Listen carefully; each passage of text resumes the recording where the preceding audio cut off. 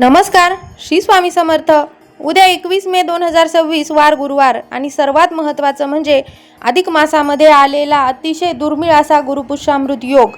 मैत्रिणींनो, हा योग अतिशय शुभ मानला जातो। असं म्हणतात की या दिवशी केलेली सेवा, नामजप, मंत्रजप आणि दानधर्म अनेक पटीनं फलप्राप्ती करून देतं आणि म्हणून उद्या आपल्याला काही महत्त्वाच्या सेवा करायच्या आहे। आता सर्वात आधी सकाळी लवकर उठून आंघोळ करायची आहे आणि आंघोळीच्या पाण्यामध्ये चिमूटभर हळद टाकायची आहे, कारण पिवळा रंग हा गुरुग्रहाशी संबंधित मानला जातो आणि यामुळे आपलं गुरुबळ मजबूत होण्यास मदत होते असं मानलं जातं। शक्य झालं तर पिवळ्या रंगाचे कपडे परिधान करा। त्यानंतर आपल्या घराच्या मुख्य दरवाजाला हळदीचं लेपन करायचं आहे आणि घराच्या मुख्य दरवाजावर हळदीनं स्वस्तिक सुद्धा काढायचं आहे। शक्य झालं तर आंब्याच्या पानांचं तोरण आपल्या घराच्या मुख्य दरवाजाला लावायचं आहे। यामुळे घरामध्ये सकारात्मक ऊर्जा आणि माता लक्ष्मीचा वास राहतो असं मानलं जातं।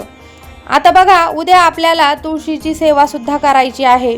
तुळशीला हळदीचं पाणी अर्पण करायचं आहे किंवा कच्च्या दुधामध्ये चिमूटभर हळद टाकायची आहे आणि ते दूध तुळशीला अर्पण करायचं आहे आणि ओम नमो भगवते वासुदेवाय या मंत्राचा जप करायचा आहे।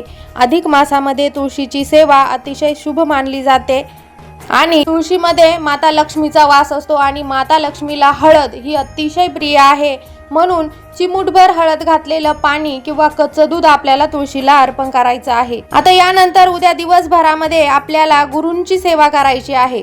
तुम्ही स्वामी चरित्र सारामृत ग्रंथाचा एक पाठ करू शकता किंवा गुरुचरित्र ग्रंथाचं पारायण सुरू करू शकता किंवा गुरुचरित्र ग्रंथातील 14वा आणि 18वा अध्याय वाचू शकतात। अघोर कष्ट उद्धारण स्तोत्राचं पठण करू शकतात।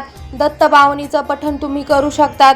त्याचबरोबर 11 माळी स्वामी नामाचा जप करा। 11 वेळा तारक मंत्र म्हणा। गुरुपुष्यामृत योगावर गुरुसेवा केल्यानं गुरूंची कृपा आणि पाठबळ मिळतं आणि त्यामुळेच आपल्याला उद्या आपल्या गुरूंची जास्तीत जास्त सेवा करायची आहे, नामस्मरण करायचं आहे। आता उद्या शक्य झाल्यास पिवळ्या रंगाचे कपडे परिधान करा आणि स्वामी महाराजांना किंवा दत्त महाराजांना पिवळ्या रंगाची फुलं अर्पण करा, विशेषतः चाफ्याचं फूल। त्याचबरोबर पिवळ्या रंगाचे पेढे, लाडू किंवा केळी नैवेद्य म्हणून अर्पण करायचं आहे। आता जर तुमच्या घराजवळ स्वामी समर्थ महाराजांचं केंद्र किंवा दत्त महाराजांचं मंदिर असेल तर तिथे जाऊन दर्शन घ्या आणि शक्य झाल्यास पिवळ्या रंगाच्या वस्तू दान करा, कारण गुरुपुष्यामृत योगावर दान धर्माला खूप महत्त्व दिलं जातं, विशेषतः अन्नदानाला। म्हणून उद्या गरजू व्यक्तींना अन्नदान करा।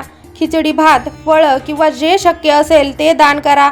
बुंदीचे लाडू दान करू शकतात, पिवळ्या रंगाचे पेढे दान करू शकतात किंवा पिवळ्या रंगाची इतर कोणतीही वस्तू तुम्ही दान करू शकतात। अन्नदानासारखं श्रेष्ठ दान दुसरं कोणतंच नाही असं आपल्या शास्त्रांमध्ये सांगितलं जातं आणि म्हणूनच उद्याच्या दिवशी आपल्याला शक्य तितका दानधर्म करायचा आहे, विशेषतः पिवळ्या रंगाच्या वस्तूंचा दानधर्म करायचा आहे।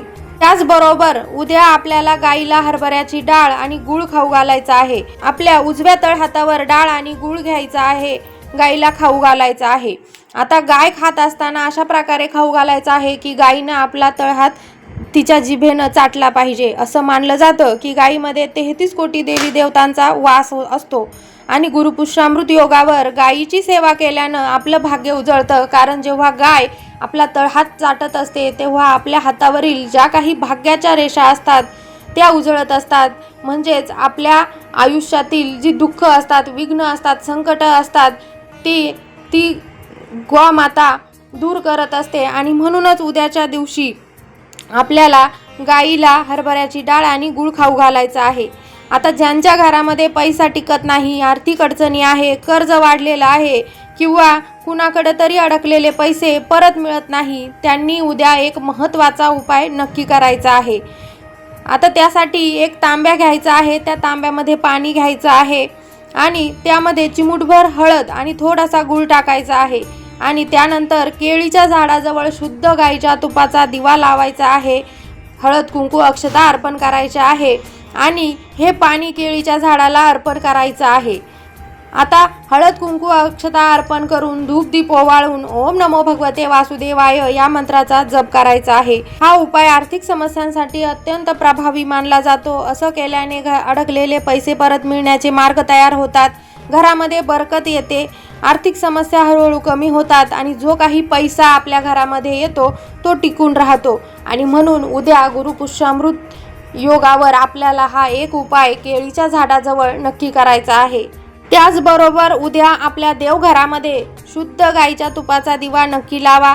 सकाळी आणि संध्याकाळी आपल्या देवघरामध्ये तसेच आपल्या घराच्या मुख्य दरवाजाच्या बाहेर शुद्ध गाईच्या तुपाचा दिवा आपल्याला लावायचा आहे. कारण गुरुपुष्यामृत योगावर माता लक्ष्मीची सेवा विशेष महत्त्वाची मानली जाते. लक्ष्मी प्राप्तीसाठी वेगवेगळ्या सेवा आपल्याला या गुरुपुष्यामृत योगावर करायच्या असतात आणि माता लक्ष्मीला शुद्ध गाईचं तूप हे अतिशय प्रिय आहे. आणि म्हणून आपल्या देवघरामध्ये शुद्ध गाईच्या तुपाचा दिवा सकाळी आणि संध्याकाळी नक्की लावा. आणि सर्वात महत्त्वाचं म्हणजे उद्या आपल्या घरामध्ये विष्णू सहस्रनामाचं पठण नक्कीच झालं पाहिजे. कारण अधिक मास आहे आणि अधिक मासामध्ये गुरुपुष्यामृत योग आलेला आहे. म्हणून भगवान विष्णूंची उच्च कोटीची सेवा म्हणजे विष्णू सहस्रनामाचं पठण. त्या दिवसभरात जेव्हा वेळ मिळेल तेव्हा विष्णू सहस्रनामाचं पठण करा. उद्या संध्याकाळी लक्ष्मी येण्याच्या वेळेस म्हणजेच दिवे लागणीच्या वेळेमध्ये आपल्याला श्री सुक्तमचं पठण किंवा महालक्ष्मी अष्टकमचं पठण करायचं आहे. त्याचबरोबर दिवसभरामध्ये कुमकुमार्चनची सेवा सुद्धा आपल्याला करायची आहे. कुमकुमार्चनची सेवा माता लक्ष्मीला अतिशय प्रिय आहे आणि म्हणून माता लक्ष्मीच्या मूर्तीवर किंवा कुलदेवीच्या टाकावर किंवा श्रीयंत्रावर कुमकुमार्चन नक्की करा. तसंच सर्वात महत्त्वाची सेवा म्हणजे सत्यनारायणाची पूजा देखील आपल्याला उद्या करायची आहे. ज्या घरांमध्ये सत्यनारायणाची पूजा होते त्या घरांमध्ये भगवान श्रीहरी विष्णू आणि माता लक्ष्मीचा आशीर्वाद सदैव राहतो असं मानलं जातं. आणि म्हणून उद्या न चुकता आपल्या घरामध्ये सत्यनारायणाची पूजा आपल्याला करायचीच आहे. अगदी घरच्या घरी अगदी साध्या पद्धतीनं आपल्याला सत्यनारायणाची पूजा करायची आहे. आणखी एक महत्त्वाची गोष्ट म्हणजे अधिक मासामध्ये केलेली कोणतीही सेवा थेट भगवान श्री हरिविष्णूंपर्यंत पोहोचत असते असं मानलं जातं. आणि त्यातल्या त्यात उद्या गुरुपुष्यामृत योग आलेला आहे म्हणजे अगदीच दुग्ध शर्करा योग तयार झालेला आहे. त्यामुळे उद्याचा दिवस अजिबात वाया जाऊ देऊ नका. जास्तीत जास्त नामजप करा, सेवा करा, दान धर्म करा आणि भगवान श्री हरिविष्णू, माता लक्ष्मी आणि आपल्या गुरूंचा आशीर्वाद प्राप्त करून घ्या. आणि जर तुमच्या नातेवाईकांमध्ये, मित्रमैत्रिणींमध्ये किंवा शेजारी कोणी सेवा करत असेल तर त्यांना ही माहिती नक्की सांगा. माहिती आवडली असेल तर व्हिडिओला लाईक करा, चॅनलला सबस्क्राईब करा आणि ही माहिती जास्तीत जास्त भक्तांपर्यंत शेअर करा. पुन्हा भेटू नवीन माहितीसोबत. तोपर्यंत धन्यवाद. श्री स्वामी समर्थ.